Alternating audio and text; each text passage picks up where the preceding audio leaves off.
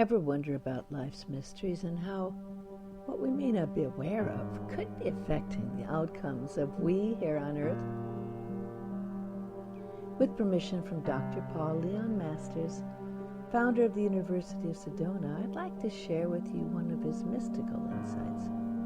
Dr. Masters' mystical insights are based on over 50 years of consciousness research with thousands of his students. Today's subject's based on his conclusions after half a century of research. The subject is on to know everything. Admit to knowing nothing. There's nothing so ignorant as the personal ego that believes it knows something or anything about the reality of life. The personal ego is itself a figment of the mind's illusion and imagination that have been created from one's limited physical sense perceptions.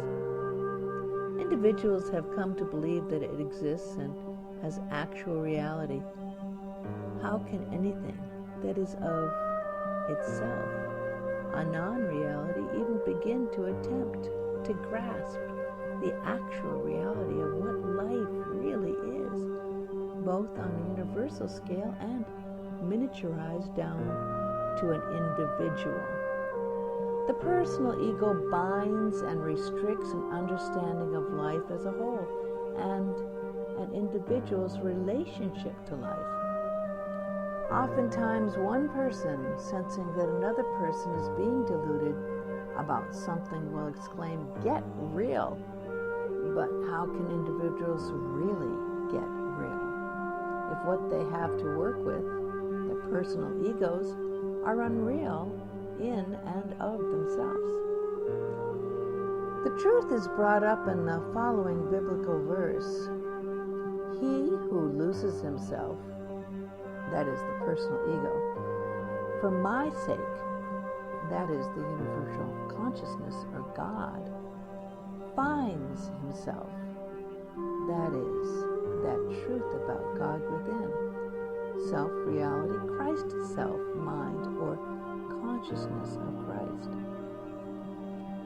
When a person has finally discarded the illusionary sense of the personal ego's unreality, the consciousness is free to experience universal Christ, Buddha, or Krishna awareness of the reality of life, the true relationship of individual human creation and existence to the greater totality of the will of God. Till such time, the mind or consciousness within the individual wanders amongst shadowy images within itself, believing that the images are reality and remaining unaware that to have shadows there must be light, the light that to the mystic is the light of creation or God. If truth be ultimately known, the world or physical plane earthly life is but a mixture of shadows. Science as it currently exists is an attempt to classify and understand shadows rather than to search more directly into the light source or life itself. Very few of today's scientists are exceptions to this. Only those few that are God-motivated from within themselves to discover the ultimate first cause. To awaken to universal consciousness, where reality in one's relationship to it can be known, necessitates the admission by one's very soul that the imaginary I, or personal self in truth, knows nothing in regards to life, and is speculating only on the meaning of shadows. Only when a soul truly knows its reason for existing can the fulfillment of the soul be achieved, which, in truth, is God's will individualized.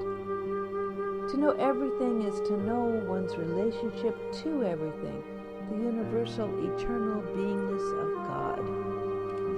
To know one's relationship to God is to know one's soul's purpose, or the reason for your being an individualized expression of God's presence.